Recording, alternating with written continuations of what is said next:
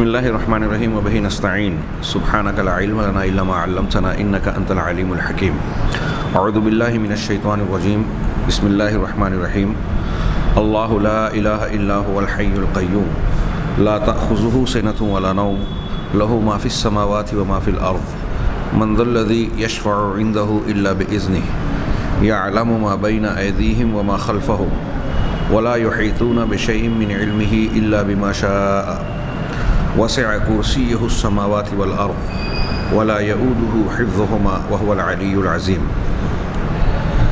ناظرین کرام، ولا یؤودہ حفظہما، اللہ تبارک و تعالیٰ کو آسمانوں اور زمین کی حفاظت کرنا، اس کی نگرانی کرنا تھکاتا نہیں، پریشان نہیں کرتا، بوجھ نہیں ڈالتا۔ وہ العلی العظیم، اور اللہ العلی العظیم ہے۔ اللہ تبارک و تعالیٰ کی ہر اعتبار سے بلندی اور ہر اعتبار سے عظمت والا ہونا، یہ ہمارے سامنے کئی اعتبار سے کھلی آنکھوں سے، بصارت سے بھی اور دل کی آنکھوں سے یعنی بصیرت سے بھی دکھائی دیتا ہے، سجھائی دیتا ہے۔ بعض اہل علم نے اللہ سبحانہ و تعالیٰ کی تعظیم کے داعیے میں سے یہ بیان کیا ہے کہ ایک بندہ اللہ تبارک و تعالیٰ کی عظمت اور اس کی بڑائی اور کبریائی کا سکہ اپنے دل و دماغ میں بٹھائے، اس کے بہت سارے طریقے ہیں۔ اس کا ایک طریقہ یہ ہے کہ اللہ تبارک و تعالیٰ کی مخلوقات کی عظمت پر غور کرے کہ اللہ نے کتنی بڑی بڑی چیزیں پیدا کی۔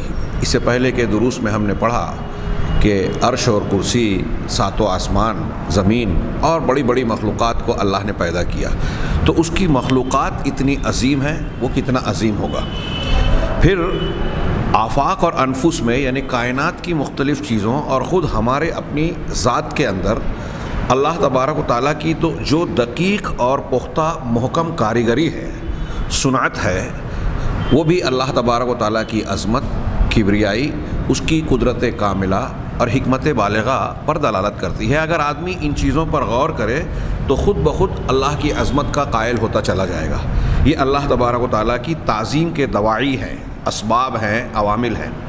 اسی طریقے سے اگر بندہ غور کرے کہ اس کائنات پر اللہ تبارک و تعالیٰ کا کیسا تسلط، غلبہ اور اس کا اقتدار ہے۔ ہم جب ایک جملہ یہ کہتے ہیں، بار بار ہم کہتے ہیں، آپ سنتے ہیں کہ کائنات کا ایک پتا بھی اللہ کی مشیت، اس کے فیصلے اور قضاء و قدر کے بغیر نہیں گرتا، نہیں ہلتا۔ تو تھوڑی دیر کے لیے اس جملے کی گہرائی پر غور کریں، کیا یہ معمولی بات ہے؟ پوری دنیا، پوری کائنات میں کیسی کیسی مخلوقات ہیں، ساری چیزوں کا کنٹرول رکھنا، ساری چیزوں کو تھامے ہوئے رکھنا، جو ہم نے آیت الکرسی کے آغاز میں پڑھا، الحی بھی وہی ہے، القیوم وہی ہے، ساری کائنات کو سنبھالے ہوئے ہے، تھامے ہوئے ہے۔ چھوٹی سے چھوٹی مخلوق سے لے کر بڑے سے بڑے وجود، اجرام فلکیہ، اور پھر ساتوں آسمان، عرش اور کرسی، سب کو اللہ تبارک و تعالیٰ سنبھالے ہوئے ہے۔ اس کا کیسا قہر، غلبہ، اقتدار ہے، اس پر آدمی غور کرے تو اللہ تبارک و تعالیٰ کی عظمت کا قائل ہوتا جائے گا۔ اسی طرح تاریخ کے اعتبار سے غور کرے کہ دنیا میں کتنی بڑی بڑی شخصیات آئیں، کیسی ایسے ہستیاں آئیں جو اپنے آپ کو رب اعلیٰ کہلانے کا دعویٰ کرتی رہیں، جنہوں نے اپنے اقتدار کے نشے میں چور ہو کر اپنی پرستش کروائی۔ فرعون ہے، نمرود ہے، بڑے بڑے متکبرین، جابر اور ظالم لوگ آئے، لیکن سب نام و نشان مٹا کر اس دنیا سے رخصت ہو گئے۔ اللہ تبارک و تعالیٰ کا ان سب لوگوں پر قہر ہے، اس کے حکومت اور اس کا اقتدار جاری ہے۔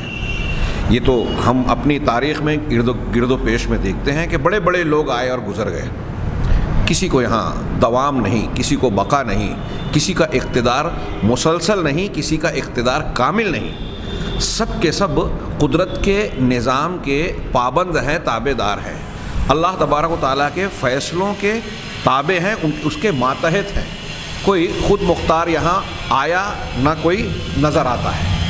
ان چیزوں پر بھی آدمی غور کرے تو معلوم ہوگا کہ اللہ تبارک و تعالیٰ رب عظیم ہے، اس کی عظمت کا سکہ اس طرح دکھائی دے رہا ہے کہ اس کے سامنے کوئی ٹک نہیں سکتا، کوئی مخلوق کھڑی نہیں رہ سکتی، اور اس کے بغیر کسی کا وجود اور بقا ممکن ہی نہیں ہے۔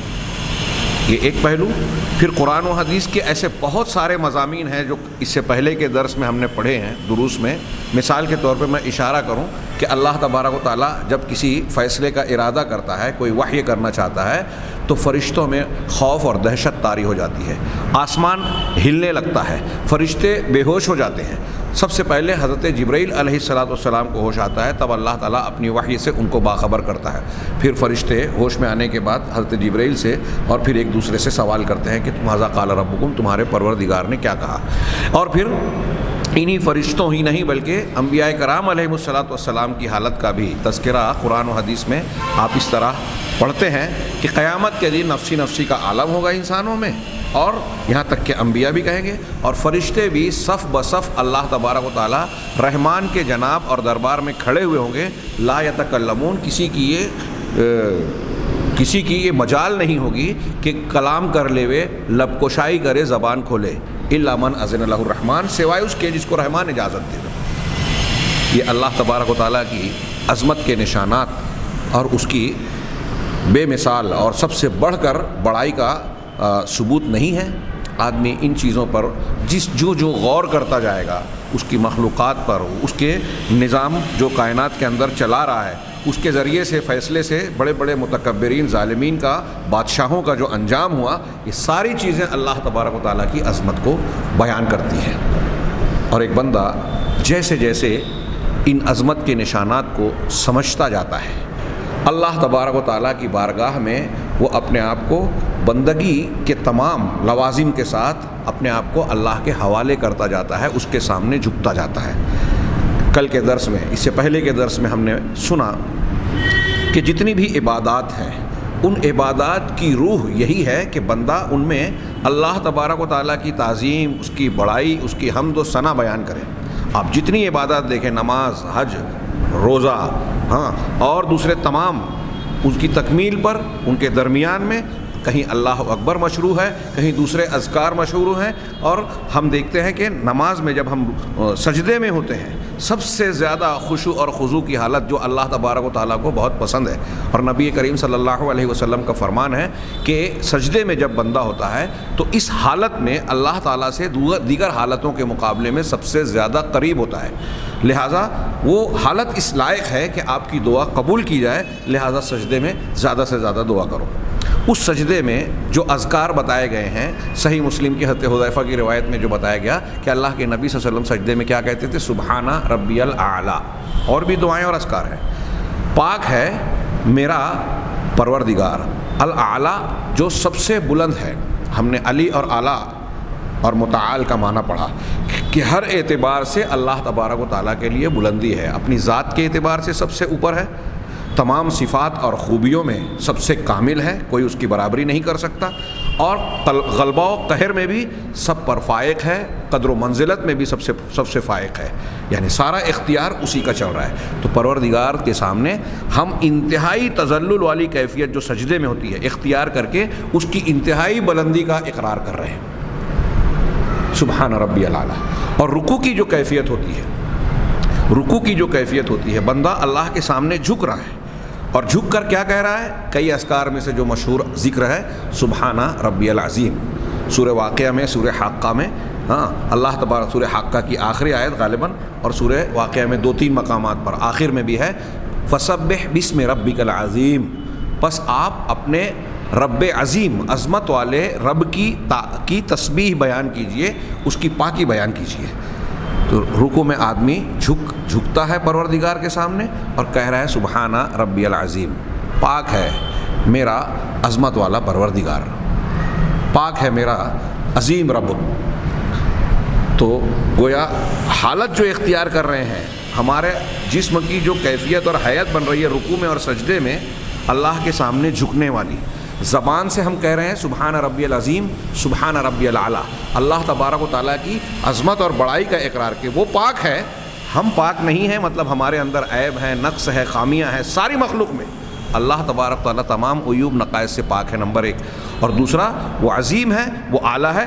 ہاں میں اس کے سامنے جھک رہا ہوں، میں کمتر ہوں، فروتر ہوں، ذلیل ہوں، اس کا انتہائی معمولی بندہ ہوں، اس کی مخلوق ہوں. اللہ تبارک و تعالیٰ کو بندے کی یہی ادا مطلوب ہے کہ بندہ اپنے آپ کو پوری طرح حوالے کر دے. زبان سے کہہ رہا ہے کہ تو اعلیٰ ہے، میں ادنا ہوں، تو عظیم ہے، میں فروتر اور کمتر ہوں.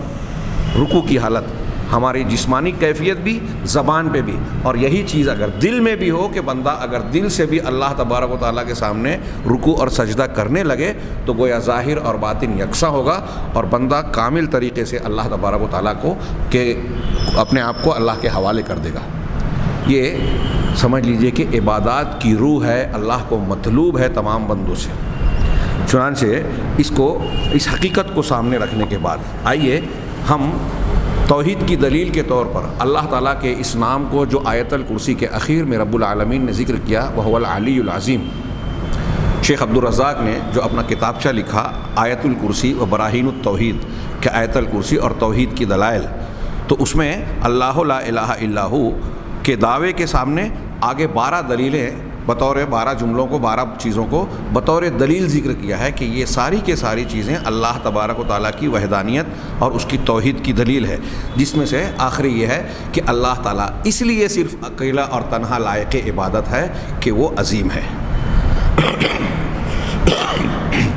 میں بہتر سمجھتا ہوں کہ ان کی عبارت کا ترجمہ آپ حضرات کے سامنے معمولی تشریحات کے ساتھ پیش کی جائے. وہ کہتے ہیں کہ اللہ تعالیٰ کے فرمان العظیم میں اللہ کی عظمت کا اس بات ہے کہ اللہ تعالیٰ عظمت والا ہے. یہاں میں ہلکا سا ذکر کر دوں کہ بار بار ہم نے اہل بدعت کا اس سے پہلے ذکر کیا جو اللہ تعالیٰ کے اسماء و صفات کے بارے میں گمراہی کا شکار ہو گئے. کچھ لوگ تشبیہ اور تمثیل میں پڑ گئے، کچھ لوگ انکار اور نفی و تعطیل میں پڑ گئے. چنانچہ اللہ تعالیٰ کی صفت العظمہ اور اللہ کے نام العظیم کے سلسلے میں بھی اہل بدعت گمراہی کا شکار ہو گئے. کچھ لوگ اللہ کے نام العظیم کا اور العظمہ کا انکار کرتے ہیں، اس کی تعویل کرتے ہیں، تحریف کرتے ہیں. کچھ لوگ جیسے معتزلہ العظیم تو مانتے ہیں، نام تو مانتے ہیں، لیکن نام میں جو صفت ہے اس کا انکار اور اس کی تعویل کرتے ہیں. ایسے ہی بعض دوسرے لوگ بھی ہیں، بعض لوگ اس کی تشبیہ بیان کرتے ہیں. ہم اس قاعدے کو ہمیشہ ذہن میں رکھیں جو میں نے اس سے پہلے کئی مرتبہ علامہ شنقیطی اور دوسرے علماء کے حوالے سے بیان کیا، جو اہل سنت والجماعت کا متفقہ اصول اور عقیدہ ہے، جو امام مالک کے قول میں بھی ہم نے پڑھا اور دیگر سلف میں بھی، کہ قرآن اور حدیث میں اللہ تبارک و تعالیٰ کے اسماء اور صفات جیسے جس طریقے سے آئے ہیں ان کو حقیقی معنی پر مشتمل کرتے ہوئے ہم اس کو ویسے ہی جاری کرتے ہیں، یعنی اس کو مانتے ہیں. ہاں ان کی کیفیت اور اس کی جو حیت ہے اس کے سلسلے میں ہم کہتے ہیں کہ ہم اس کی کیفیت نہیں جانتے، اللہ تبارک و تعالیٰ جانتا ہے. نہ اللہ نے اسے بتایا، نہ ہماری صلاحیت ہے کہ ہم اس غیب کو جان سکیں. ہمارا دائرہ ادراک، ہمارا ادراک اور علم اس درجے تک نہیں پہنچ سکتا کہ ہم اس کی حقیقت، اس کی کنہ اور اس کی کیفیت کو سمجھ سکیں. لہٰذا اللہ تعالیٰ کے اسماء و صفات کو جو قرآن و حدیث میں آئی ہے ہم جیسے آئی ہیں ویسے ہی مانتے ہیں، اس کا انکار بھی نہیں کرتے، اس کی تحریف بھی نہیں کرتے، تعویل فاسد بھی نہیں کرتے، اس کی کیفیت بھی بیان نہیں کرتے، اور نہ ہی ان صفات کو ماننے کا یہ مطلب ہے کہ ہم ان صفات کو مخلوق کی صفات کی طرح مانتے ہیں. لہٰذا ہم تمثیل اور تشبیہ بھی نہیں دیتے. تو اللہ تبارک و تعالیٰ یہ کئی جگہوں پر ہے. اگر اللہ علیم ہے تو بعض مخلوقات کو بھی علیم کہا گیا. اللہ تعالیٰ کے لیے علیم ہونے کا جو معنی ہے وہ اللہ کے لیے خاص ہے، مخلوق کے لیے علیم ہونے کا جو معنی ہے وہ مخلوق کے اعتبار سے ہے. دونوں میں مشابہت نہیں ہے معنی کی، حقیقت کی. اسی طریقے سے اگر ہم کچھ مخلوقات کو جیسے عرش عظیم کو عظیم کہا گیا، میں نے سنا ہے ہمارے یہاں ہندوستان کے بعض علاقوں میں کچھ لوگ ہیں جو قرآن عرش عظیم یا کسی مخلوق کو عظیم کہنا وہ کہتے ہیں کہ اللہ عظیم ہے اس لیے نہیں کہہ سکتے. بعض اللہ کے نام ایسے ہیں جو اس کے لیے خاص ہیں، جیسے القدوس ہے، الخالق ہے، الرب ہے، الرحمن ہے. یہ بغیر اضافت کے اللہ کے علاوہ یہ بغیر اضافت کے کسی کے لیے استعمال نہیں کر سکتے. مخلوق کے لیے اضافت کے ساتھ استعمال ہوتے ہیں. لفظ اللہ کا اسم خاص ہے، اس کی تفصیلات گزر چکی. لیکن کچھ صفاتی نام ایسے ہیں جیسے میں نے یہ کہا العلیم. خود قرآن میں اللہ تبارک و تعالیٰ نے بہت سے کئی مخلوق کے لیے علیم کا استعمال کیا ہے. وفوق کل ذی علم علیم. اسی طرح اللہ تعالیٰ نے حضرت اسماعیل حضرت ابراہیم کے اولاد کے لیے حلیم کا لفظ استعمال کیا کہ ہم نے ان کو غلام حلیم عطا کیا. ہاں اللہ کے نبی صلی اللہ علیہ وسلم کو سورہ توبہ کے آخر والی آیتوں میں رؤوف رحیم کہا گیا. عام انسانوں کو, تمام انسانوں کو سورہ دہر کی آیت پڑھیے, هل أتى على الإنسان حين من الدهر لم يكن شيئا مذكورا إنا خلقناه من نطفة أمشاج نبتليه فجعلناه سميعا بصيرا. تو انسان کو, عام انسانوں کے بارے میں کہا کہ ہم نے ان کو سمیع اور بصیر بنایا. یہ لفظ کا اشتراک ضرور ہے, یعنی لفظ دونوں جگہ ایک ہے, معنی دونوں جگہ ایک نہیں ہے. اس بات کو کئی طریقے سے میں نے پہلے بھی سمجھایا ہے, اور انشاءاللہ فقہ الاسماء الحسنی والے دروس میں اس کی مزید تفصیل پھر سے بیان کی جائے گی. یہاں صرف اتنا کہ دونوں میں کوئی مماثلت نہیں ہے. میں ایک جملہ اور مزید وضاحت کے لیے کہہ دوں کہ اگر کوئی شخص وہ درس نہ سنے تو اس کے دماغ میں یہ بات, یہ کھٹکا نہ گزرے کہ ہم دیکھتے ہیں کہ ایک مخلوق کو آنکھ ہے, آنکھ بہت ساری مخلوقات کو ہے, لیکن ہر ایک کی آنکھ میں ہر ایک کی قوت بینائی اور دیکھنے کی قوت میں الگ الگ صلاحیت ہے. گدھ کی آنکھ, گھوڑے کی آنکھ, بلی کی آنکھ, کتے کی آنکھ, ہاتھی کی آنکھ, انسان کی آنکھ, جن کی آنکھ, چیونٹی کی آنکھ, سانپ کی آنکھ, اور فلاں اور فلاں اور فلاں اور فلاں کی آنکھ.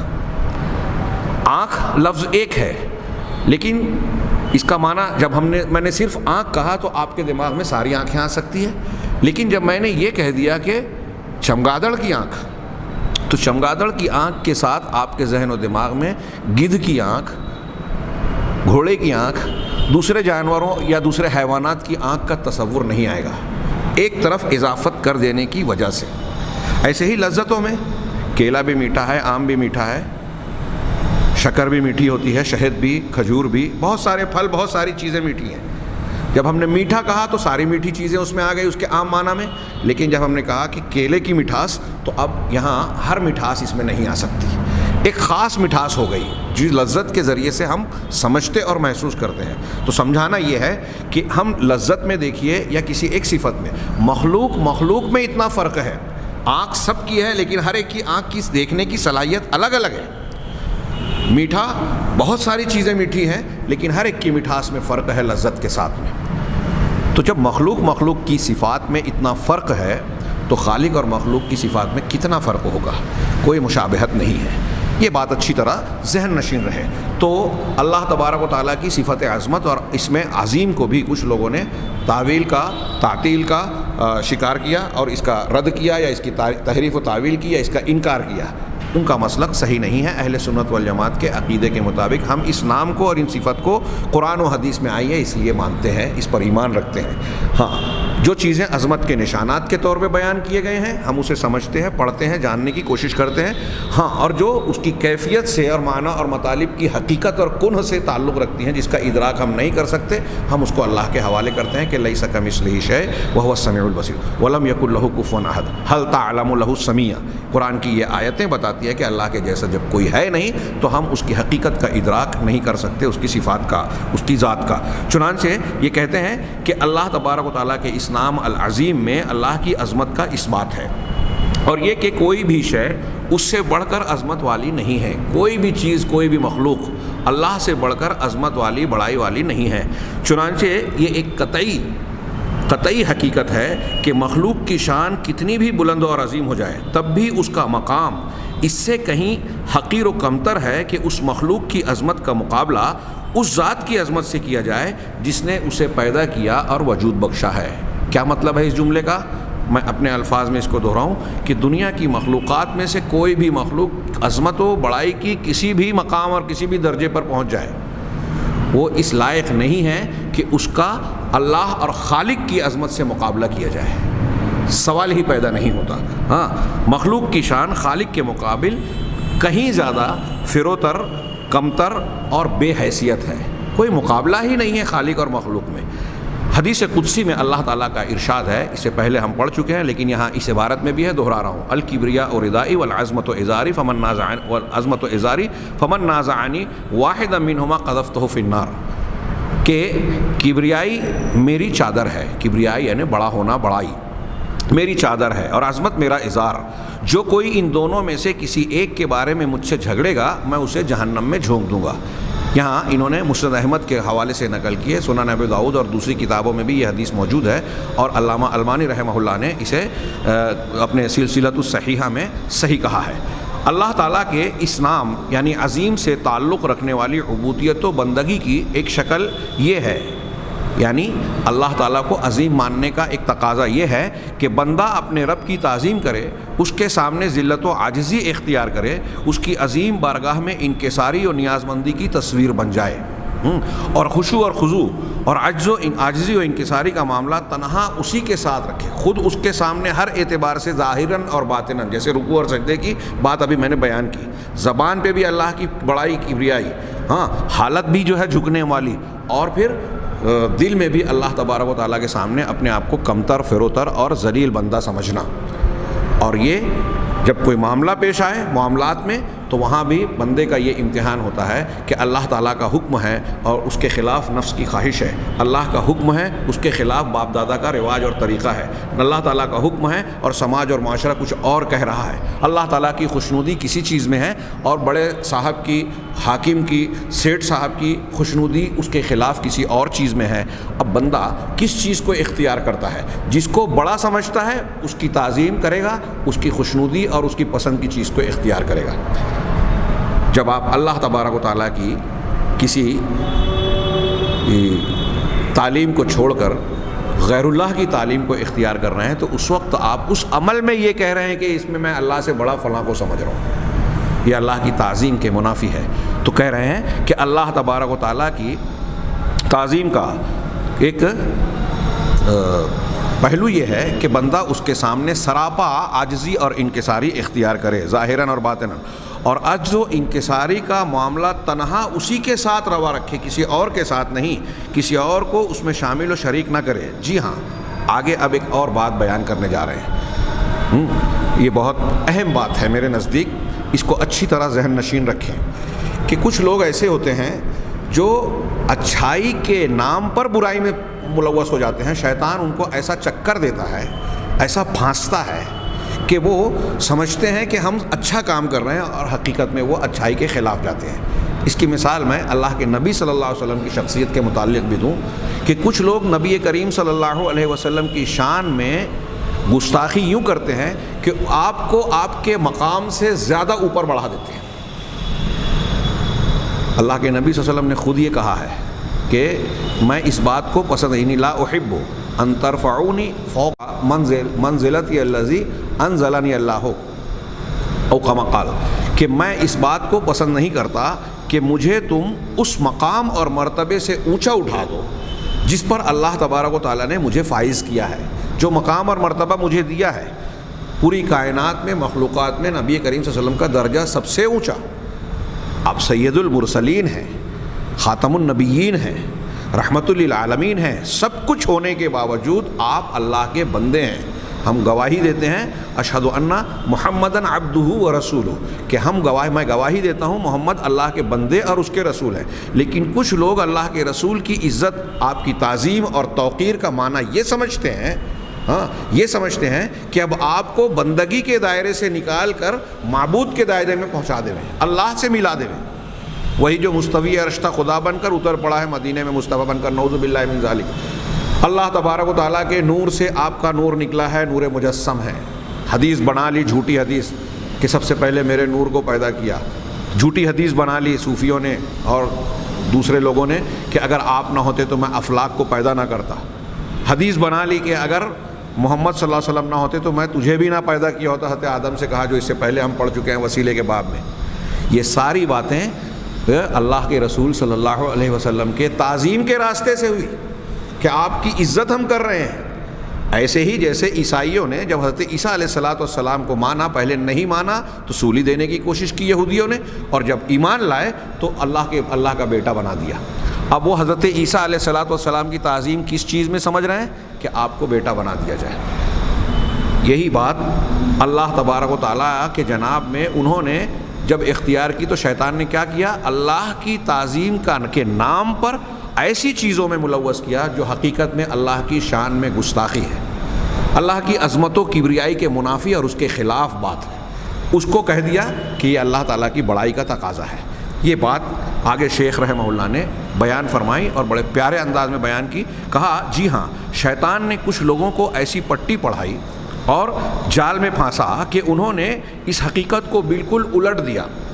نتیجتاً وہ کھلے کھلے شرک میں پڑ گئے. اور ستم ظریفی یہ ہے کہ اپنے اس شرک کو اللہ کی تعظیم کا نام دے دیا. شرک کر رہے ہیں اور سمجھتے ہیں کہ ہم اللہ کی بڑائی کر رہے ہیں. کیسے؟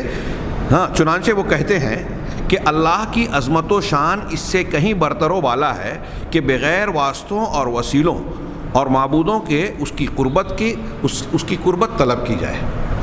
یعنی یہ اللہ کی عظمت و بڑائی کا تقاضا بن گیا کہ اس کی قربت حاصل کرنے کے لیے واسطوں، وسیلوں اور ان کی عبادت کو ذریعہ اور وسیلہ بنایا جائے. سمجھ میں آ رہی ہے بات؟ کیا کہنا چاہ رہے ہیں شیخ؟ کہ اللہ تعالیٰ سے مانگنا ہے لیکن فلاں وسیلے کے ذریعے سے. اللہ تبارک و تعالیٰ کی قربت حاصل کرنا ہے لیکن اللہ کے کچھ بندوں کی عبادت کر کے جو اللہ کے مقرب ہیں، یا تو حقیقت میں ہے یا اپنے دماغ میں بنا لیا کہ وہ بہت پہنچے ہوئے ہیں. اب کیوں یہ وسیلے اختیار کیے گئے؟ اس خیال سے، اس وہم سے، اس جھوٹی بنیاد سے جو شیطان نے ان کو گڑھ کر بن کر دیا کہ اللہ تبارک و تعالیٰ اتنی بڑی ہستی، اتنی عظیم ذات ہے، اس سے ڈائریکٹ آپ مانگیں گے. یہ اللہ کے شایع نشان نہیں ہے. یہ اللہ تبارک و تعالیٰ کی عظمت کے خلاف ہے. اس کی عظمت اور بڑائی کا تقاضا یہ ہے کہ اگر اس سے مانگنا ہے تو آپ بیچ میں وسیلہ ڈالو. پہلے ان کی عبادت کرو، ان تک پہنچو، پھر اللہ تک پہنچو گے. یہ اللہ تبارک و تعالیٰ کی شان میں گستاخی اور شرک کے راستے کو اللہ تبارک و تعالیٰ کی تعظیم کا نام دے دیا گیا. دراصل کوئی بھی باطل پرست، آگے شیخ کہہ رہے ہیں کہ دراصل کوئی بھی باطل پرست اپنے باطل کو حق کا چولا پہنائے بغیر رواج دینے میں کامیاب نہیں ہو سکتا. اگر کسی بدعت کو، خرافات کو لوگوں میں عام کرنا ہے تو اس کو حق کا غلاف چڑھایا جاتا ہے. کڑوی گولی پر جو ہے وہ میٹھا کیپسول کی تہ چڑھا دی جاتی ہے تاکہ وہ اس کی کڑواہٹ محسوس نہ ہو. ایسے ہی بدعت و خرافات کو یا غلط باتوں کو لوگوں میں عام کرنے کے لیے شیطان کا یہ طریقہ رہا ہے اور انسانوں میں ان کے چیلوں کا کہ وہ مختلف قسم کے خود ساختہ اصولوں کی بنیاد پر، اپنے ذہنی اپج کی بنیاد پر جو چیز غلط ہے اس کو صحیح بتانے کے لیے کوئی ایسا بہانہ پیش کرتے ہیں کہ عام آدمی دھوکہ کھا جائے. چنانچہ ایک قول انہوں نے نقل کیا، حضرت عبد الرحمن بن مہدی رحمہ اللہ کی مجلس میں ذکر کیا گیا. عبد الرحمن بن مہدی کون ہیں؟ یہ بہت بڑے محدث تھے، علم حدیث کے ماہر. امام بخاری، امام مسلم رحمہم اللہ کے استاذ، امام احمد بن حنبل کے گویا ساتھی تھے. حضرت عبد الرحمن بن مہدی رحمہ اللہ کی مجلس میں ذکر کیا گیا کہ جہمیہ صفات الہی کی احادیث کا انکار کرتے ہیں. جہمیہ کون ہیں؟ ان کا بار بار ذکر ہوا. وہ لوگ جو اللہ تبارک و تعالیٰ کی صفات کا انکار کرتے ہیں. بعد میں اس انکار کی روش اختیار کرنے والے مختلف گروہوں کو کہا جاتا ہے کہ اس کے اندر جہمیت ہے یا یہ جہمیہ کی طرف نسبت رکھتے ہیں. ایک شخص تھا جہم ابن صفوان، اسی نے یہ فاسد عقیدے کی بنیاد ڈالی گویا اسلام میں، اسلامی تاریخ میں. اسی کی طرف نسبت کر کے، جہم ابن صفوان کی طرف نسبت کر کے اس گروہ کو جو اللہ کی صفات کا انکار کرتا ہے یا نفی کرتا ہے، یا پھر بعد میں آگے بڑھ کر کچھ گروہوں نے تعویل کا راستہ اختیار کیا، ان لوگوں کو جہمیہ کہا جاتا ہے. تو کہا جہمیہ صفات الہی کی احادیث کا انکار کرتے ہیں اور کہتے ہیں کہ اللہ کی ذات اس سے بڑھ کر عظمت والی ہے کہ اسے ان میں سے کسی صفت کے ساتھ متصف کیا جائے. صرف احادیثی کا نہیں، قرآن کی بھی آیتوں کا. تو اس انکار کی وجہ کیا بتا رہے ہیں؟ بہت غور سے سنیے. وہ کیا کہہ رہے ہیں کہ اللہ تبارک و تعالیٰ کی ذات اس سے بڑھ کر عظمت والی ہے کہ اسے ان میں سے کسی صفت کے ساتھ متصف کیا جائے. اللہ کی کوئی صفت بیان جو کی گئی ہے اس کو ماننا یہ اللہ کی عظمت کے خلاف ہے. اس نے پٹی پڑھائی. ہاں، یہ سن کر رحمہ اللہ نے فرمایا، حضرت عبد الرحمن ابن مہدی رحمہ اللہ نے اس سوال یا اس بات کو سننے کے بعد جواب دیا کہ یقیناً کچھ لوگ، ایک قوم ایسی ہے، کچھ لوگ ایسے ہیں، کچھ لوگ تعظیم کی راہ سے ہلاک و برباد ہو گئے، تعظیم کے راستے سے ہلاک و برباد ہو گئے. ان کا کہنا تھا کہ اللہ کی ذات اس سے کہیں زیادہ عظیم ہے کہ وہ کوئی کتاب نازل کرے یا کسی رسول کو بھیجے. یعنی ان کی یہ سمجھ تھی کہ اللہ تبارک و تعالیٰ کی بڑائی، اس کی عظمت، اس کی کبریائی کا تقاضا یہ ہے کہ وہ رسول نہ بھیجے، وہ کتاب نہ اتارے. یعنی کتاب اتارنا اور رسول کا بھیجنا ان کے خیال میں اللہ کی عظمت کے خلاف ہے. اللہ تبارک و تعالیٰ نے ان کا رد کرتے ہوئے قرآن میں ارشاد فرمایا. ہاں، عبد الرحمن بن مہدی نے وہ آیت پڑھی وما قدر اللہ حق قدرہ اذ قالوا ما انزل اللہ علی بشر من شیء، سورہ انعام آیت نمبر 91. ہاں، اور ان لوگوں نے اللہ کی ویسی قدر نہیں پہچانی جیسی قدر پہچاننے والی تھی.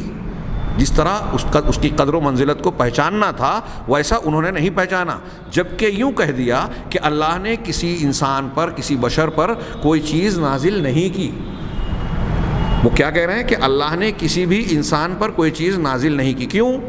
اس لیے کہ وہ کہہ رہے ہیں کہ اللہ تبارک و تعالیٰ کی شان اس سے کہیں زیادہ برتر ہے کہ وہ کوئی چیز اتارے. پھر انہوں نے کہا، حضرت عبد الرحمن بن مہدی آگے کہتے ہیں کہ کیا مجوس ایرانی مذہب مشہور ہے، آتش پرست جو ہوتے ہیں آگ کو پوجتے ہیں، تو کہا کہ کیا مجوس تعظیم کے راستے ہی ہلاکت میں نہیں پڑے؟ انہوں نے کہا، مجوسیوں کا یہ کہنا تھا کہ اللہ کی عظمت ہماری عبادت سے بالا تر اور اعظم ہے، کہیں بڑھ کر ہے، لہٰذا ہم تو اس کی عبادت کریں گے جو ہمارے مقابل اللہ سے زیادہ قریب ہے.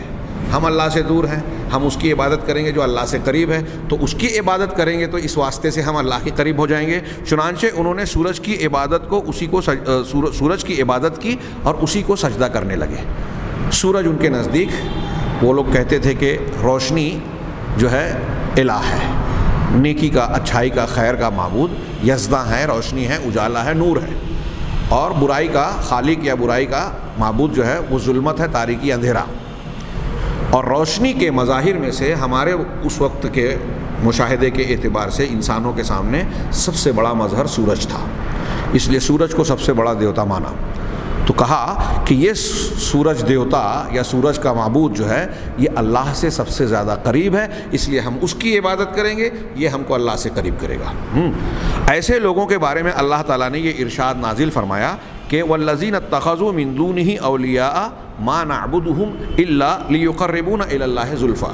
یہ مشرکین کا بھی، عام مشرکین کا طریقہ تھا جو واسطے وسیلے کے طور پر اپنے معبودوں کی عبادت کرتے تھے، بتوں کی، پتھروں کی، درختوں کی، مظاہر قدرت کی. اور یہ مجوسیوں کے تعلق سے بھی یہ استدلال کر رہے ہیں کہ جن لوگوں نے اللہ کے علاوہ دوسرے اولیاء کو اختیار کر رکھا ہے اور وہ کہتے ہیں کہ ہم ان کی عبادت محض اس لیے کرتے ہیں، ان بتوں کی، ان اللہ کے علاوہ جن کو اولیاء بنایا ہے، سورج، چاند، ستارے اور دوسری چیزیں، ان کو جو اولیاء بنایا ہے تو محض اس لیے ان کی عبادت کرتے ہیں کہ وہ ہمیں اللہ سے خوب قریب کر دیں. اس کو امام تیمی نے فی الحجہ اپنی کتاب الحجہ میں نقل کیا ہے عبد الرحمن ابن مہدی کے اس واقعے کو. یہ رب العالمین کے حق میں اب غور کیجئے کہ جو شیخ پیش کرنا چاہتے ہیں کہ کچھ لوگ تعظیم کے راستے سے گمراہی کا شکار ہوئے اور اللہ تعالیٰ کی تعظیم کے نام پر اللہ کے ساتھ شرک کرنے لگے. کیوں؟ اس لیے کہ اللہ کے بارے میں ان کا غلط گمان اور بدظنی پیدا ہو گئی ان کے اندر. چنانچہ آگے کہتے ہیں کہ یہ رب العالمین کے حق میں ان کا ایسا فاسد گمان تھا، غلط گمان تھا، جس نے انہیں پستی اور ہلاکت میں ڈھکیل دیا، نیز انہیں اللہ کے ساتھ شریک ٹھہرانے اور اس کے ہمسر بنانے میں پھنسا دیا. چنانچہ انہوں نے واسطے اور سفارشی بنا لیے اور یہ سمجھتے رہے کہ وہ رب العالمین کی تعظیم کر رہے ہیں. ایسا عمل کر کے، شرکیہ کام کر کے، اللہ کے حکم کی مخالفت کر کے، بدگمانی میں مبتلا ہونے کے بعد جو عمل کر رہے ہیں، جو عقیدہ بنا رہے ہیں، اس میں کیا خوش فہمی میں مبتلا ہے کہ ہم تو اللہ تبارک و تعالیٰ کی تعظیم کر رہے ہیں، اس کو بڑا مان رہے ہیں. حالانکہ اگر وہ اپنے رب کے ساتھ اچھا گمان رکھتے تو کما حقہ اس کی توحید اور وحدانیت اختیار کرتے، اس گمراہی اور شرک کے راستے کو اختیار نہ کرتے. علامہ ابن قیم رحمہ اللہ فرماتے ہیں، علامہ ابن قیم کی ایک اچھی خاصی قدر تفصیلی عبارت نقل کی، بہت غور سے سنیے گا، بڑی علمی اور بہترین بحث ہے عقیدے کے باب میں، کہ جب یہ بات واضح ہو گئی تو اس مقام پر ایک عظیم قاعدہ یاد رکھنا چاہیے. علامہ ابن قیم کہتے ہیں، ان کے قول کو نقل کیا کہ جب یہ بات واضح ہو گئی تو اس مقام پر ایک عظیم قاعدہ یاد رکھنا چاہیے جس سے مسئلے کا راز بے نقاب ہو جاتا ہے، یعنی شرک اور توحید کے سلسلے میں. اور وہ یہ کہ اللہ کے ساتھ بدگمانی رکھنا اس کے نزدیک سب سے بھاری گناہ ہے. اللہ کے ساتھ غلط گمان رکھنا یہ کئی شکلوں میں ہوتا ہے. ہاں، دوسرے مقامات پر علامہ ابن قیم اور دوسرے لوگوں نے کہا کہ اللہ کے ساتھ بدگمانی میں بعض اہل ایمان بھی جو ہے پڑ جاتے ہیں. جیسے مثال کے طور پہ آج ہم اپنے سماج معاشرے میں دیکھیے، ایک آدمی سازش کر رہا ہے، جھوٹ بول رہا ہے، گناہ کر رہا ہے، ہاں، وہ جانتا ہے کہ میں سچے آدمی کے خلاف کام کر رہا ہوں، غلط کام کر رہا ہوں، سیاست کے نام پہ، چال بازی کے نام پہ، ہمارے اپنے دین کے کاموں میں بھی لوگ اس طرح کی روش اختیار کرتے ہیں۔ جب ایسا آدمی کرتا ہے تو اس کے دماغ میں یہ رہتا ہے کہ میں جو کر رہا ہوں اس کا انجام خراب ہوگا، میں ناکامیاب ہو جاؤں گا، اور جس کے خلاف میں کام کر رہا ہوں اگر وہ صحیح ہے، نیک ہے، سچا ہے، تو وہ کامیاب ہوگا۔ کیا وہ سوچتا ہے اس طرح؟ جو لوگ سازش کر رہے ہیں، جو لوگ جھوٹ بول رہے ہیں، جو اچھے لوگوں کو بدنام کرتے ہیں، تھوڑی دیر کے لیے غور کیجئے، یہاں یہ مت سوچئے کہ میں فلاں اور فلاں کو بول رہا ہوں، بات اور مسئلے کی حقیقت پر صرف غور کیجئے کہ جو لوگ آج کی تاریخ میں ہم دیکھیں، وہ سیاست میں ہو، دین میں ہو، اجتماعی ڈھانچہ کوئی بھی ہو، جو لوگ چال بازیاں اختیار کرتے ہیں، جھوٹ بولتے ہیں، شریعت اور اللہ اور رسول کے حکم کی مخالفت کرتے ہیں، ایسا کرنے کے وقت جب اپنے آپ کو وہ چالاک سمجھتے ہیں کہ ایسا کر کے ہم اپنا مقصد، اپنا مفاد حاصل کر رہے ہیں اور فلاں کو جو ہے لوگوں میں بدنام کر رہے ہیں، اس کو بے حیثیت کر رہے ہیں، ایسا کرتے ہوئے کیا ان کے ذہن و دماغ میں یہ بات رہتی ہے کہ ہم غلط کر رہے ہیں اور ہمارا انجام خراب ہوگا؟ نہیں، وہ سمجھ رہے ہیں کہ ہم بہت تیر مار رہے ہیں، اچھا کام کر رہے ہیں۔ ایسا سمجھنا ان کا اللہ کے ساتھ بدگمانی ہے، کیونکہ قرآن حدیث کی اس موٹی موٹی تعلیم کو وہ بچپن سے سنتے آئے ہیں کہ سچے کا اچھا انجام ہوتا ہے، جھوٹے کا جھوٹا اور غلط انجام ہوتا ہے۔ ہاں، سچائی نجات دیتا ہے اور جھوٹ ہلاک کرتا ہے۔ یہ سبق بچوں کے بچپن میں ماں باپ نے، ہر مسلمان ہی نہیں بلکہ غیر مسلم بھی پڑھاتا ہے اپنے بچوں کو۔ تو اب اللہ تبارک و تعالیٰ کے بارے میں ہم جانتے ہیں کہ اللہ کہتا ہے کہ اللہ مظلوم کا ساتھ دیتا ہے، اس کی بد دعا کو قبول کرتا ہے، انصاف کرتا ہے۔ اللہ تعالیٰ متقین کے حق میں فیصلہ کرتا ہے، تقوی والعاقبۃ للمتقین۔ قرآن میں اس معنی کی بہت سی آیتیں ہیں، جو اچھے ہیں اس کا اچھا انجام ہوگا، برائی کا بدلہ برا ہی ہوگا۔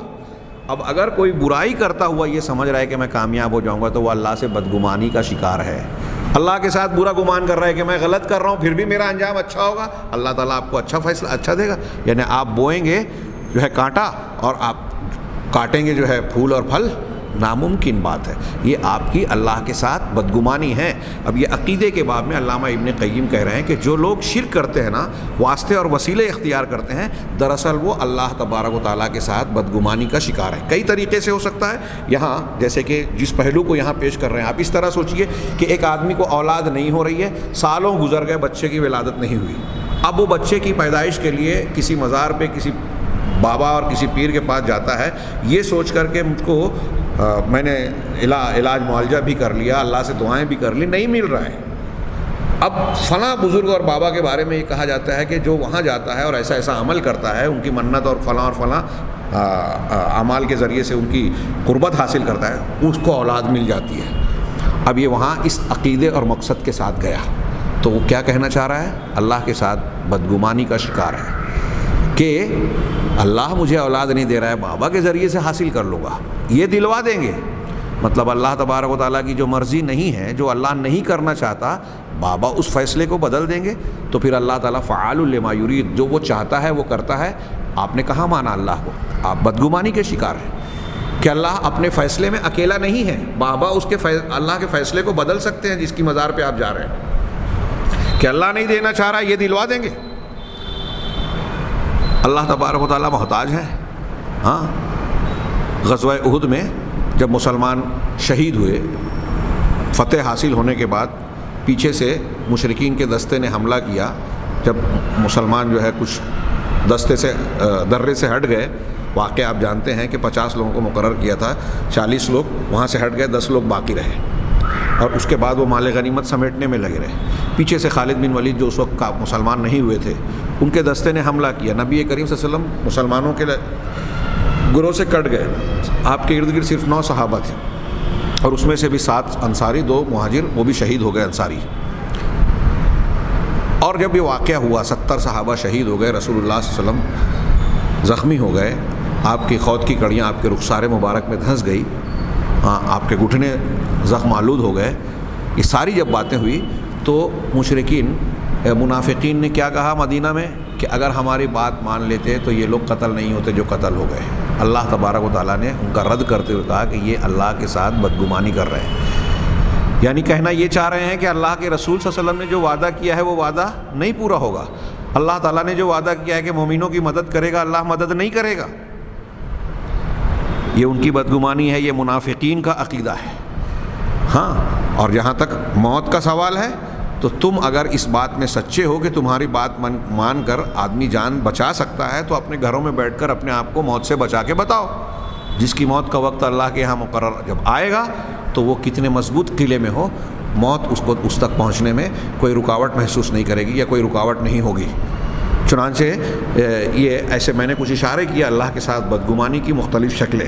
یہاں وسیلے وغیرہ کے تعلق سے علامہ ابن قیم کے قول میں ہے کہ اللہ کے ساتھ بدگمانی اللہ نے بیان کیا ہے کہ بہت بھاری گناہ ہے، اور یہ قاعدہ یاد رکھنا چاہیے، اس لیے کہ اس کے ساتھ سوء ظن یعنی برا گمان، سوء ظن اختیار کرنے والا شخص کبھی اللہ کے بارے میں ایسا گمان و خیال کرتا ہے جو اس کے کمال مقدس کے خلاف ہوتا ہے. جو اس کے کمال، جیسے جو وسیلہ لگا رہا ہے وہ کیا سمجھ رہا ہے کہ اللہ میری ڈائریکٹ دعا نہیں سنے گا، جبکہ قرآن میں وہ کہہ رہا ہے ادعونی استجب لکم، مجھ کو پکارو میں تمہاری دعا قبول کروں گا. اور یہ بندہ کہہ رہا ہے کہ اللہ تعالیٰ کو ڈائریکٹ نہیں پکارنا ہے، وسیلہ لگانا ہے. ہاں، تو یہ اس کے کمال مقدس کے ہر چیز کو سننے والا ہے، اپنے بندوں کی دعا کو قبول کرنے والا ہے، ان کی حاجتوں کو جاننے والا ہے، ہر انسان سے قریب ہے. آپ ایسا سمجھ رہے ہیں کہ نہیں اللہ دور ہے، اس کو بھی دنیا کے بادشاہوں کی طرح وزیر فلاں اور فلاں کے واسطے کی ضرورت ہے تو وہ پہچانوائیں گے. تو کہا کہ اللہ تبارک جو لوگ اس طرح کا بدگمانی کرتے ہیں تو جو ان کا گمان ہوتا ہے کبھی اللہ کے کمال مقدس کے خلاف ہوتا ہے، اور اس کا گمان اللہ تعالیٰ کے اسماء و صفات کے بالکل مخالف ہوتا ہے. اللہ تعالیٰ اپنے ناموں اور اپنی صفات کے ذریعے سے جو اپنے کمال اور خوبیاں بیان کر رہا ہے، یہ شرک کرنے والا اس کا رد کر رہا ہے، اس کی مخالفت کر رہا ہے اپنے بدگمانی سے. اسی لیے اللہ تعالیٰ نے اپنے بارے میں برے گمان رکھنے والوں کو جو وعید اور دھمکی دی ہے کسی اور کو نہیں دی. چنانچہ اللہ کا فرمان ہے وَغَضِبَ اللَّهُ عَلَيْهِمْ وَلَعَنَهُمْ وَأَعَدَّ لَهُمْ جَهَنَّمَ وَسَاءَتْ مَصِيرًا. سورہ فتح کی ابتدائی آیتیں ہیں کہ جو لوگ اللہ کے ساتھ بدگمانی کرتے ہیں انہی پر بدگمانی کا برائی کا پھیرا ہے. ہاں، جو اللہ کے بارے میں بدگمانیاں رکھنے والے ہیں دراصل انہی پر برائی کا پھیرا ہے. اللہ ان پر ناراض ہوا، اللہ غضبناک ہوا. جب اللہ غضبناک ہوگا تو انسان کا کیا بنے گا. اور انہیں لعنت کی، اللہ کی لعنت کسی کو اگر مل جائے تو لعنت رحمت سے دوری کا معنی رکھتا ہے. جب آدمی اللہ کی رحمت سے دور ہو گیا تو نہ وہ دنیا میں پنپ سکتا ہے نہ آخرت میں بچ سکتا ہے. بغیر اللہ کی رحمت کے کوئی جنت میں نہیں جائے گا، صاف صاف حدیث ہے. اور جس پر اللہ کی لعنت ہو گئی تو وہ رحمت سے محروم ہو گیا، جنت میں جا پائے گا کیا جو لعنتی ہے. تو کہا کہ ان پر اللہ کی لعنت، اللہ نے ان پر لعنت کی اور ان کے لیے جہنم تیار کر رکھی ہے اور وہ بہت برا ٹھکانہ ہے. اللہ تعالیٰ نے اپنی کسی بھی صفت کا انکار کرنے والے سے یوں خطاب فرمایا ہے وَذَلِكُمْ ظَنُّكُمُ الَّذِي ظَنَنْتُمْ بِرَبِّكُمْ أَرْضَاكُمْ فَأَصْبَحْتُمْ مِنَ الْخَاسِرِينَ. سورہ حامیم سجدہ کی یہ آیت ہے کہ اللہ تعالیٰ نے فرمایا تمہاری اسی بدگمانی نے جو تم نے اپنے رب کے ساتھ رب سے کر رکھی تھی تمہیں ہلاک کر دیا. اس بدگمانی نے تم کو ہلاک کر دیا اور بالآخر ضیاء کاروں یعنی نقصان اٹھانے والوں میں ہو گئے. اللہ تعالیٰ نے اپنے خلیل حضرت ابراہیم علیہ السلام کا قول نقل فرمایا ہے جو انہوں نے اپنی قوم سے کہا تھا ماذا تعبدون ائفکن آلہۃ دون اللہ تریدون فما ظنکم برب العالمین. سورہ صافات کی آیتیں ہیں کہ تم کیا پوچھ رہے ہو. حضرت ابراہیم نے قوم سے سوال کیا کہ تم کیا پوچھ رہے ہو، کن کی عبادت کر رہے ہو، کیا تم اللہ کے سوا گھڑے ہوئے معبود چاہتے ہو. تو یہ بتلاؤ کہ تم نے رب العالمین کو کیا سمجھ رکھا ہے. اس کا 2-3 معنی بتایا. یہاں شیخ نے ایک معنی ذکر کیا کہ تم نے رب کو کیا سمجھا ہے، دوسروں کی پوجا کرنے کے بعد اللہ تم کو چھوڑ دے گا. تم اللہ تعالیٰ کے ساتھ یہ گمان رکھتے ہو تم شرک کر کے جاؤ گے اللہ تم کو یوں ہی چھوڑ دے گا، تم سے مواخذہ اور سوال نہیں کرے گا. یعنی تمہارا کیا گمان ہے کہ جب تم اللہ کے علاوہ دوسرے کی عبادت کر کے اس سے ملو گے تو وہ تمہیں کیسا بدلہ دے گا، اور تمہارا اس کے ساتھ کیا گمان ہے، یعنی تم اللہ کو کیا سمجھتے ہو کہ تم اس کے ساتھ دوسروں کی بھی عبادت کر بیٹھے. تم نے اللہ کے اسماء یعنی تم اللہ کو کیسا سمجھتے ہو کہ دوسروں کی عبادت کی ضرورت تم کو محسوس ہو رہی ہے. ہاں، یہ دونوں معنی آ گئے. ہاں، تم نے اللہ کے اسماء و صفات میں، اس کی ربوبیت میں کون سی کمی دیکھی، اللہ کے اندر کوئی کمی دیکھی کیا جس کی بدولت تمہیں دوسروں کی عبادت کی ضرورت پڑ گئی کہ اللہ میں جو کمی تھی اس دوسرے کے ذریعے سے آپ نے اس کمی کو پورا کر لیا. ایسا تم سمجھ رہے ہو؟ کیا یہ اللہ کے ساتھ بدگمانی نہیں ہے؟ حقیقت تو یہ ہے کہ اگر تم اللہ کے بارے میں ویسا ہی گمان رکھتے جو اس کی شان کے مطابق ہے اور جس کا وہ لائق و سزاوار ہے کہ وہ ہر چیز کا جاننے والا ہے، ہر چیز پر قادر ہے، وہ اپنے سوا ہر چیز سے بے نیاز ہے، سارے لوگ اس کے محتاج ہیں، بلکہ اس کے علاوہ ہر چیز اور ہر مخلوق اس کی محتاج اور فقیر ہے، نیز وہ اپنی مخلوق پر عدل و انصاف قائم کرنے والا ہے، اور وہ مخلوق کی تدبیر کرنے اور نظام چلانے میں تنہا ہے، اکیلا وہی ہے جو ساری ضروریات کو پوری کرتا ہے، سارا معاملہ چلا رہا ہے کائنات کا، اس میں ان سارے معاملات میں اس کا کوئی شریک نہیں ہے، ساتھ ہی وہ تمام امور کی تفصیلات کا پوری طریقے سے جانکار ہے، موٹی سے موٹی اور باریک سے باریک کوئی چیز اس سے چھپی ہوئی نہیں ہے، چنانچہ کوئی مخفی سے مخفی چیز، کوئی پوشیدہ سے پوشیدہ چیز بھی اس سے چھپی ہوئی نہیں ہے، وہ اکیلا سب کے لیے کافی ہے، کسی معاون اور مددگار کا محتاج نہیں ہے، وہ اپنی ذات میں رحمان یعنی انتہا درجے کی رحمت و مہربانی والا ہے، لہذا اپنی رحمت و مہربانی میں وہ کسی ایسے شخص کا محتاج نہیں اسے مہربانی پر ابھارے۔ اللہ تعالیٰ آپ پر رحم نہیں کرے گا، کوئی قبر والا بولے گا کہ میرے اس مرید پر جو ہے رحم کر، اللہ تعالیٰ کو رحم پر مجبور کرے گا، ابھارے گا، یا اس کی ضرورت بتائے کہ اللہ تعالیٰ تیرا فلاں بندہ تیری رحمت کا حقدار ہے، اللہ کو کوئی اور بتائے گا؟ اللہ کو نہیں پتہ ہے؟ اگر کوئی ایسا کہہ رہا ہے تو وہ اللہ تعالیٰ کے سامنے بدگمانی کا شکار ہے کہ اللہ تبارک و تعالیٰ کو ضرورت ہے کہ کوئی بتائے کہ دیکھو تیری رحمت کا حقدار ہے، جیسا کہ یہ معاملہ بادشاہوں اور دیگر سرداروں کے برخلاف ہے۔ دنیا کے جو بادشاہ ہیں، دنیا کے جو سردار ہیں، وہاں یہ سب چلتا ہے، اللہ کے یہاں نہیں، اس لیے کہ یہ لوگ دنیا کے جو بادشاہ ہیں، دنیا کے جو بڑے لوگ ہیں، یہ لوگ ایسے افراد کے محتاج ہوتے ہیں جو انہیں رعایا کے حالات اور ان کی ضروریات سے واقف کرائیں، بتائیں کہ تیری رعایا ایسی ایسی حالت میں ہے، ان کو ایسی ایسی ضرورت ہے، ان کی ضرورتوں کو پورا کرنے کے عمل میں ان کی مدد کریں۔ اب اگر بادشاہ ان کی مدد بھی کرنا چاہ رہا ہے تو وزیروں، اہلکاروں اور حکومت کے کارندوں، کارکنوں کی اس کو ضرورت پڑتی ہے، اللہ تبارک و تعالیٰ کو، اور لوگوں کے اس کی ضرورت نہیں ہے۔ اور بادشاہوں کو دنیا کے لوگوں کے لیے بادشاہوں اور ارباب اختیار سے سفارش کرے، ان کی مدد کرے، اور لوگوں کے لیے یعنی یہ وزیر اور عمرا، کارکنان، لوگوں کے لیے بادشاہوں اور ارباب اختیار سے سفارش کریں، یہ دنیا میں چلتا ہے، رحم و مہربانی طلب کریں، لہذا یعنی یعنی دنیا کے بادشاہ اور روسا، یہاں کے سردار لازمی طور سے واسطوں کے محتاج ہیں، دنیا کے بڑے لوگ جو ہے واسطوں کے محتاج ہیں، اس لیے کہ وہ بذات خود محتاج، کمزور، عاجز اور لاچار ہیں۔ یہ بادشاہ ہوتے ہوئے بھی ان کو ضرورت ہے دوسروں کی مدد اور کی، دوسروں کے سامنے محتاج ہیں، ہاں، اور معلومات میں، علم اور معلومات میں کمی رکھتے ہیں۔ ان کے برخلاف وہ ذات جو ہر چیز پر قادر ہے، اپنی ذات میں ہر چیز سے بے نیاز ہے، جو ہر چیز کا علم رکھنے والا ہے، الرحمن الرحیم ہے، جس کی رحمت ہر چیز کو گھیرے ہوئے ہے، تو اس کے اور مخلوق کے درمیان واسطوں کو داخل کرنا دراصل اس کی ربوبیت، الوہیت اور توحید میں کمی کرنا اور عیب لگانا ہے، اس کے ساتھ بدگمانی کرنا ہے، اس کے ساتھ برا گمان رکھنا ہے، یعنی یہ سمجھنا کہ وہ سب کی ضرورتوں اور حقیقتوں سے واقف نہیں ہے، بلکہ واسطے اسے بتائیں گے، وہ بے نیاز نہیں ہے بلکہ اپنے کاموں میں واسطوں کی مدد کا محتاج ہے، وہ خود رحمان و رحیم نہیں ہے بلکہ دوسرے سفارش کر کے اس سے رحمت دلائیں گے۔ جو لوگ اللہ کے ساتھ واسطوں کو شریک کرتے ہیں وہ اس قسم کا گیا خیال رکھ رہے ہیں کہ دوسرے رحمت دلائیں گے، اللہ تعالیٰ کی رحمانیت اور رحیمیت میں کمی ہے، دوسرے اس کو بتائیں گے، اللہ تبارک و تعالیٰ کے علم میں کمی ہے،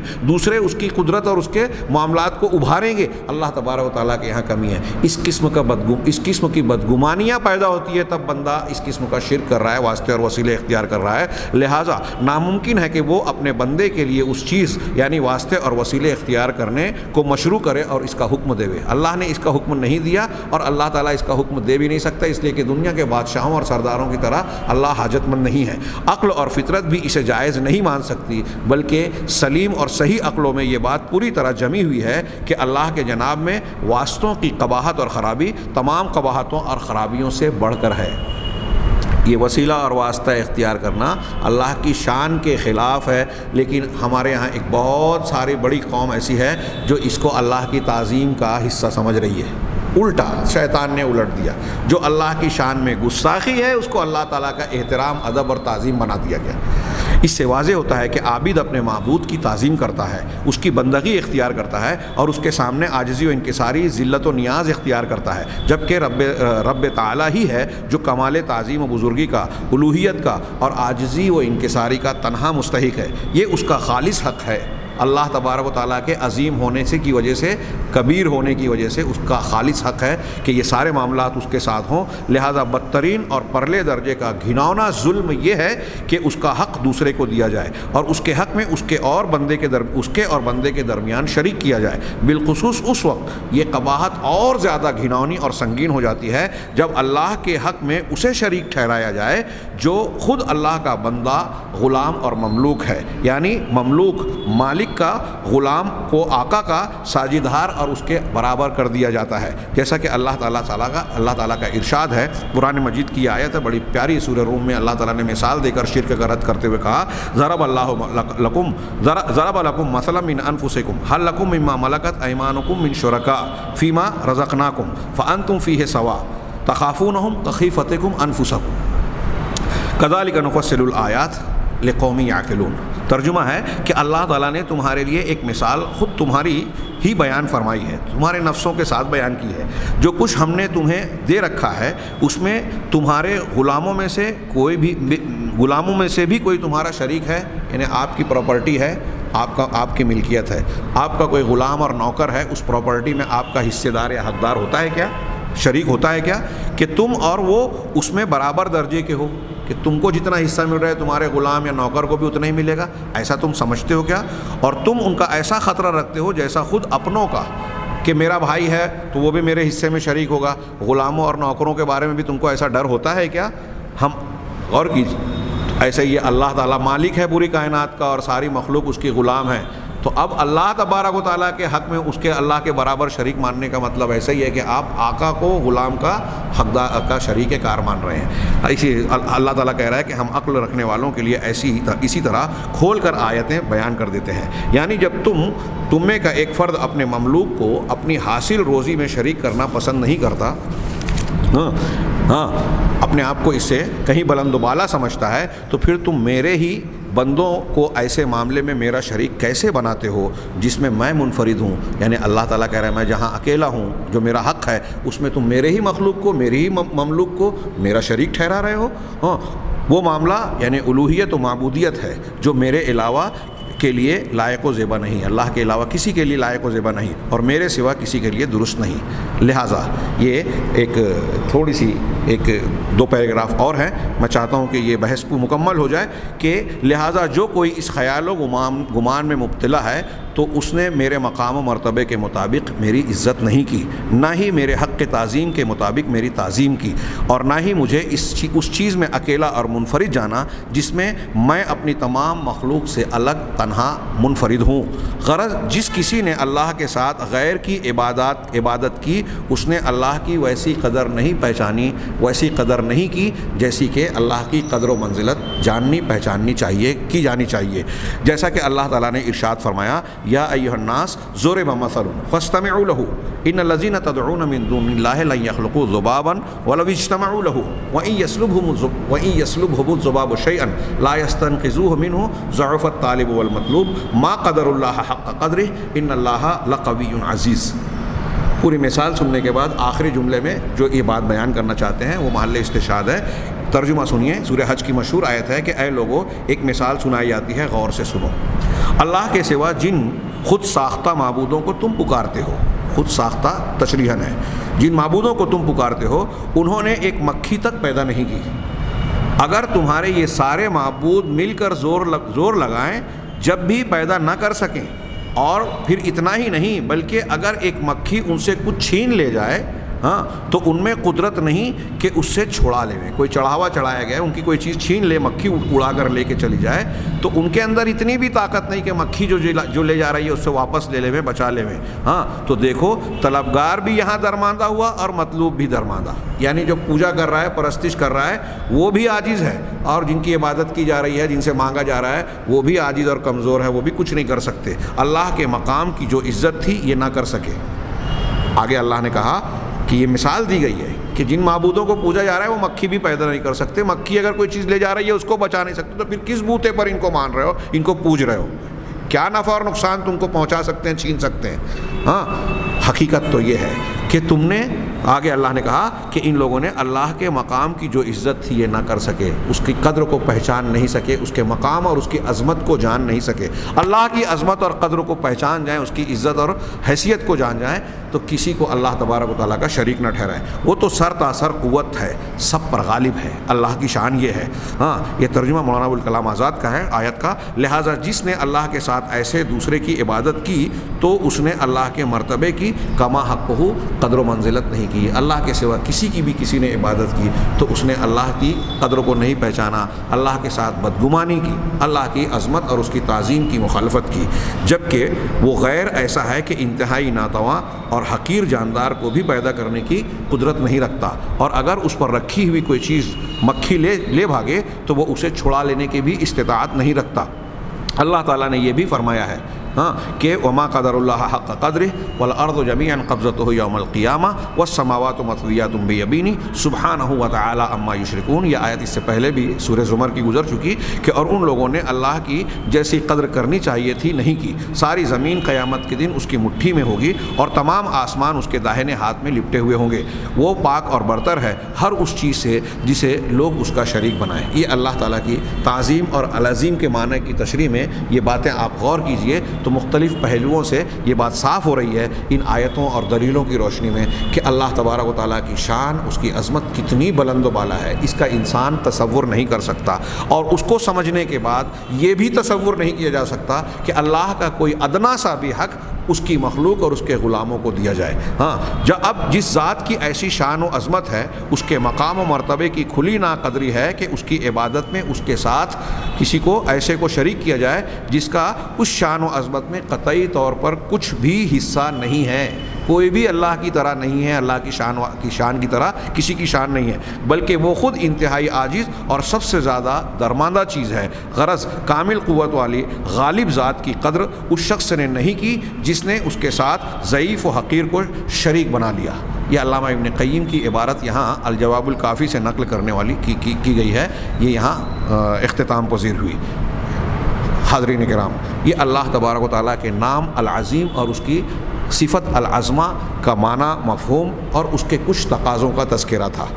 اللہ تبارک و تعالیٰ سے دعا ہے کہ وہ ہمیں اپنی عظمت کا صحیح سمجھنے اور جاننے والا بنائے اور ان لوگوں میں شامل کرے جو اللہ تبارک و تعالیٰ کی حق کو ویسے پہچانتے ہیں جیسا کہ اس کے حق کو، اس کی قدر کو، اس کی عزت اور عظمت کو پہچاننا چاہیے۔ انشاءاللہ اگلے درس میں ہم نے آیت الکرسی کی جو تفصیلات پڑھی ہے، اس سے جو حاصل ہوتا ہے توحید اور اس کی عظمت، اللہ تبارک و تعالیٰ سے متعلق جو اہم بنیادی باتیں ہیں جو ہمارے عقیدے کی اصل ہے اور ہمارے دین کی بنیادیں ہیں، اس کو خلاصے کے طور پر ہم ایک نظر سرسری سی ڈالیں گے آیت الکرسی کے اوپر، اور یہ جاننے کی کوشش کریں گے کہ ان تفصیلات کی روشنی میں کیوں گویا ہم یہ سمجھیں گے کہ اللہ تبارک و تعالیٰ نے اس کو اتنی فضیلت والی قرآن کی سب سے عظیم آیت قرار دیا اور پھر اسے ایک بندہ مومن کو سے مطالبہ کیا ہے کہ اس کو بار بار دہرائے۔ اللہ تبارک و تعالیٰ ہمیں صحیح علم اور صحیح ہدایت سے نوازے اور اسی کے مطابق زندگی گزارنے کی توفیق دے۔ وآخر دعوانا ان الحمد للہ رب العالمین۔